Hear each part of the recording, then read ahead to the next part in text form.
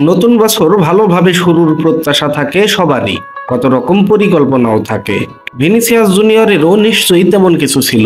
মাঠে বছরের প্রথম ম্যাচটা ভালোভাবে শুরুর প্রত্যাশা ছিল, গোল পেলে তো কথাই নেই, অথচ পেলেন লাল কার্ড, সেটাও একদম সরাসরি। সেই কার্ড দেখার সময় আবার তেড়ে ফুরেও গিয়েছেন রেফারির প্রতি।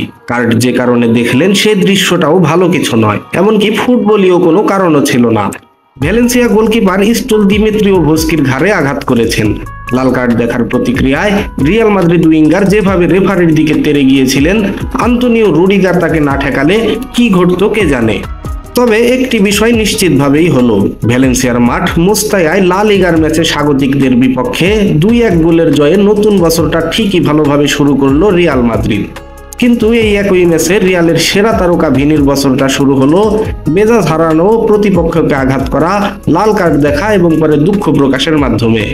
মোস্তায়া নিয়ে ভিনির দুঃখ থাকতে পারে আরও, তার রিয়াল ক্যারিয়ারে 2টো লাল কার্ড দেখাই এই মাঠে। রিয়াল কোচ কার্লো আনচেলত্তি অবশ্য গতকাল রাতের লাল কার্ডটি মেনে নিতে পারছেন না। তিনি বলেন, আমরা মনে করি এটা লাল কার্ড ছিল না, 2টি হলুদ কার্ড। আনচেলত্তি এরপর আপিল করার কথাও জানিয়েছেন। এই শাস্তিতে ভিনি কত ম্যাচ নিষিদ্ধ হতে পারেন তা নির্ভর করছে ম্যাচের রেফারি সিজার সোটোগ্রাদোর আনুষ্ঠানিক প্রতিবেদনের ওপর। স্প্যানিশ সংবাদ মাধ্যম এএস জানিয়েছে, আরএফইএফ ডিসিপ্লিনারি কোডের 103 নম্বর অনুচ্ছেদের অধীনে ভিনি দোষী সাব্যস্ত হলে সর্বোচ্চ 4 ম্যাচও নিষিদ্ধ হতে পারেন।